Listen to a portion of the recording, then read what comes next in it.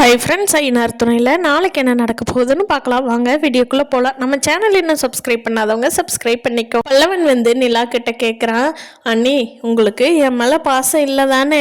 நீங்கள் எப்போ பாரு அவருக்கே சப்போர்ட் பண்ணுறீங்க. ஆனால் என்னோட கவலைக்கு எல்லாமே காரணம் அவர் தானே தெரியும். நீங்கள் ஆனால் அவருக்கே சப்போர்ட் பண்ணுறீங்க. அப்போ சும்மா தான் எங்கூட பழகியிருக்கீங்க ஏனுங்க அண்ணி அப்படின்னு சொல்லி பல்லவன் கேட்குறா.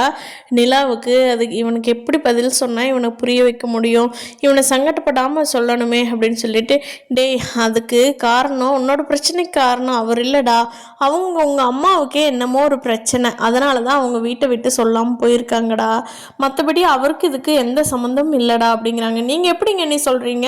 அவங்க போகிறப்ப உங்கள்கிட்ட சொல்லிட்டு போனாங்களா எனக்கு இவர்னால பிரச்சனை இல்லை, எனக்கு வேறு பிரச்சனை இருக்குது அப்படின்னு சொன்னாங்களா? என் மேலே எவ்வளோ பாசமாக இருந்தாங்க தெரியுமா? எனக்குன்னு ஒரு அம்மா இருந்தாங்க, அவங்களும் வீட்டை விட்டு போயிட்டாங்க. ச்சே, யாருமே என்னோடய ஃபீலிங்ஸ் புரிஞ்சுக்க மாட்டேங்கிறீங்கள இந்த வீட்டில் அப்படின்னு சொல்லி பல்லவன் சொல்கிறா. டே அப்படி இல்லைடா, ஆனால் உன்னோட பிரச்சனைக்கு அவர் காரணம் இல்லைடா, அதனால தான்டா. ஏங்க நீ எப்படி நீங்கள் அப்படி சொல்லலாம்? நீங்கள் எனக்கு என் மேலே யாருக்கும் பாசம் இல்லை, ஒருவேளை நான் வேறு அம்மாவோட பையங்கிறதுனால எல்லாரும் அப்படி நினைக்கிறீங்களோ? எனக்கு இவ்வளோ நாள் அப்படி தோணவே இல்லைங்க நீ சேரன்னா எல்லாம் இது வரைக்கும் அப்படி தோணவே இல்லை.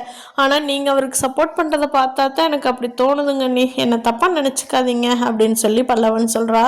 நிலாவுக்கு ரொம்ப வருத்தம் ஆயிடுது. சரி இப்படி தப்பாக புரிஞ்சுக்கிறானே, உண்மை சொல்லிடலாமா அப்படின்னு சொல்லிட்டு நிலா யோசிச்சுட்டே இருக்காங்க. சோழன் வேகமாக நிலாவை தப்பாக நினைக்கிறானே, நிலா இவனுக்காக எவ்வளோ கஷ்டப்படுது அப்படின்னு சொல்லிட்டு சோழன் சொல்கிறாரு, டே உங்கள் அம்மா என்ன பண்ணாங்கன்னு தெரியுமாடா அப்படின்னு சொல்லிட்டு நைட் நடந்ததை எல்லாத்துக்கும் முன்னாடி போட்டு சொல்லிடுறாரு சோழன். அப்போது பல்லவனுக்கே ஷாக் ஆயிடுது. அண்ணி நிஜமாவா அண்ணா சொல்கிறது அப்படின்னு சொல்லி கேட்குறா. ஆமாண்டா பல்லவா, சொன்னால் நீ மனசு கஷ்டப்படுவ அப்படின்னு சொல்லிட்டு தாண்டா உங்கள்கிட்ட சொல்லாமல் வச்சுருந்தோம். ஆனால் சொல்லாமல் இருக்கிறதா உனக்கு இவ்வளோ கஷ்டமாக இருக்குன்னு தெரியலடா, அதனால தாண்டா நான் இவ்வளோ நாள் சொல்லாமல் இருந்தேன் அப்படிங்கிறாங்க. அண்ணி சாரிங்க, நீ என்னை மன்னிச்சுக்கோங்க. அப்போது அப்பா மேலே தப்பு இல்லையோ, அவங்க மேலே தான் தப்போ? இல்லைன்னா எதுக்கு பணத்தை திருட பார்த்துருப்பாங்க?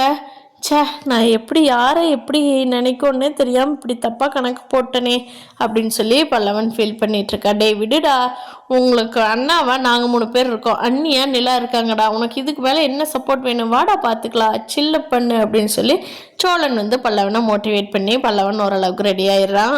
ஆனதி கடையோட ஓப்பனிங்க்கு பாண்டி கூப்பிடாதனால இவன் நம்மளை நினைக்காமே இருக்கானே, ஆனால் இவனும் நல்ல பையன், நம்ம விடுறதுக்கு மனசில்லை, இவன் கல்யாணம் பண்ணி இந்த குடும்பத்திலேருந்து நான் பிரிக்கணும் அப்படின்னு சொல்லி வானதி உள்ளுக்குள்ளே நினச்சிட்ருக்காங்க. இந்த குடும்பம் இருக்குங்காட்டி தாண்டா என்ன நினைக்கல, இருடா நீ மட்டும் என் கழுத்தில் மஞ்சள் கயிறு கட்டுடா, இந்த குடும்பத்தை விட்டே நான் பிரிக்கிறேன் உன்னே அப்படின்னு வானதி உள்ளுக்குள்ளே நினச்சிட்ருக்காங்க. அது பாவம் பாண்டிக்கு தெரியாது.